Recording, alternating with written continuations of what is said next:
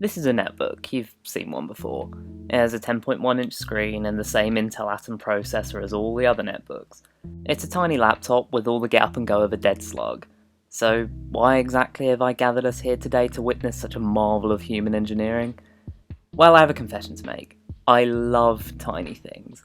I especially love making use of tiny yet functional things. Just ask my girlfriend.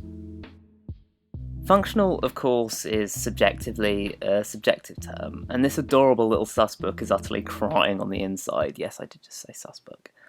To get you up to speed, I bought this from eBay as a parts unit just over a year ago with the intention of repairing it. I took a gamble and won.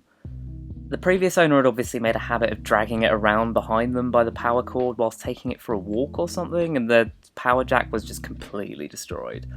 So I made my own out of some solder and some thick wire because fire safety is my passion.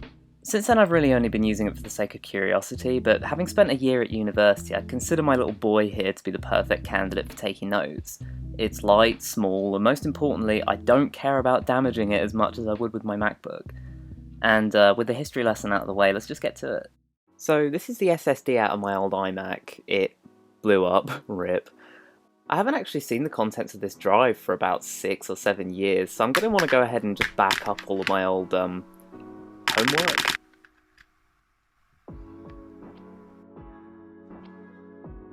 Alright, fantastic. Empty. So now just to out myself as a Discord user, hit erase, and it's ready. This is always going to be my favourite part, you know, when it just starts to come together. Gonna get these screws out, get the bottom cover off, get the new SSD in there. It's gonna be so yeah, this thing wasn't recognising the drive at all, and at first I thought it was discrepancies between different versions of SATA interfaces, but then I thought, hang on, I formatted this with a Mac. Let's try it with a PC instead.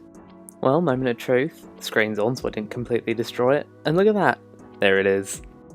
So this is literally the last part. I've just got to create a bootable USB and make sure that Luna keeps an eye on me the whole time. Evidently my brain might be a little bit too silky smooth for a task like this, but eventually I did actually get Windows 7 Starter installed. So this is all well and good, but what can it actually do? Well, for the one thing, it can go on the Wi-Fi, and with Google Chrome it will actually, you know, browse websites.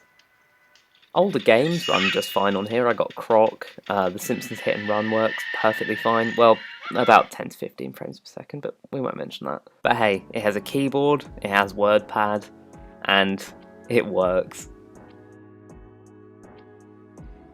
Oh yeah, so thanks for watching my little thing about this little thing. It's just something new that I've been trying to make, you know, the same sort of content that I used to, but just sort of more condensed and more short form with a bit more sort of interesting dialogue. So if it was a success, let me know. If no one watches this, don't let me know. Yeah, thank you.